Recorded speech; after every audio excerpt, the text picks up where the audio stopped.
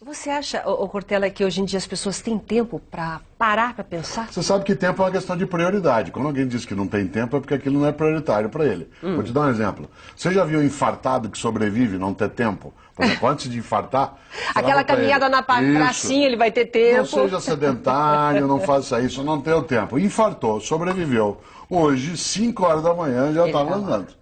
Portanto, então é a necessidade. Claro, ele não mudou o relógio, ele mudou a prioridade. Por isso, o tempo é uma questão de prioridade. Vou dizer outro exemplo. Se eu não tenho tempo para os meus filhos, mas se um deles, por exemplo, cair no mundo da droga, aí não é 1 hora por dia que eu vou precisar, ou 2, eu vou precisar de 1 ano, 10. Mas, portanto, a filosofia nos ajuda também a pensar um pouco quais são nossas prioridades, para a gente não cair no colo da tolice.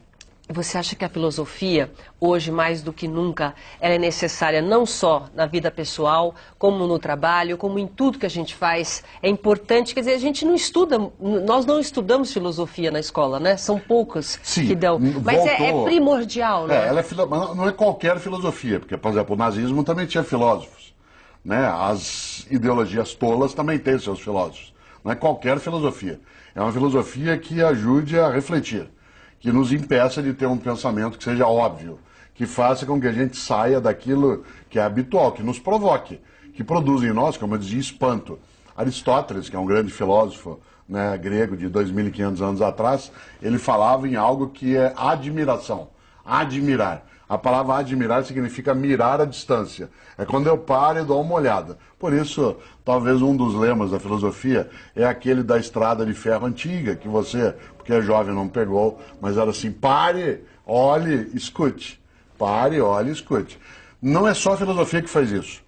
Por exemplo, um programa de TV, como esse na nossa conversa, ele traz também a filosofia. Traz ela reflexão. Não vem só na escola, Claro. ela não vem só na TV, não vem só no rádio, no jornal. Ela vem quando nós nos dispomos a interromper um pouco o modo mais automático de viver e pensar assim, por que eu estou fazendo desse jeito?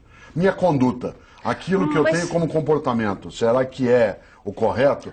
Ou eu faço isso que os outros fazem? Ô Cortella, mas a maioria das vezes é o que você falou, é só quando a gente leva aquele tapa na cara, entendeu? A gente tem que levar um tapa na cara para parar, para realmente refletir alguma coisa. Sim, infelizmente. Às vezes o parto das ideias, ele vem a fórceps.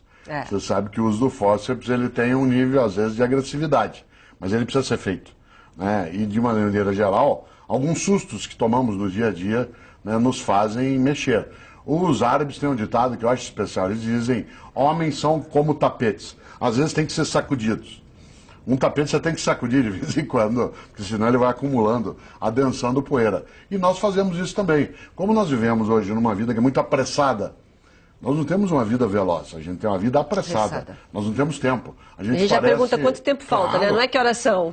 Parece o coelho da Alice no País das Maravilhas. Estou atrasado, estou atrasado. Sempre atrasado, Essa vida apressada, ela nos tira um pouco do fôlego. Nós começamos a viver em voz alta.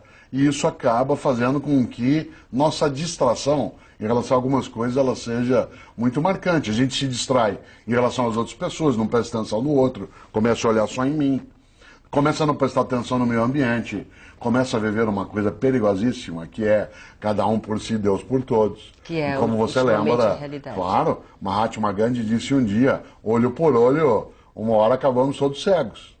É verdade. Olho por olho, uma hora acabamos todos cegos. Por isso, essa convivência, especialmente nas cidades que são maiores, né, em vários momentos da nossa vida em que a gente acaba se distraindo em relação ao modo de ter, o modo de estar, a nossa capacidade de afetividade, de respeito recíproco, aquilo que de fato, como você lembrou, né, como o título de um dos livros, é ética. Ética e vergonha na cara. Nós estamos perdendo um pouco a vergonha.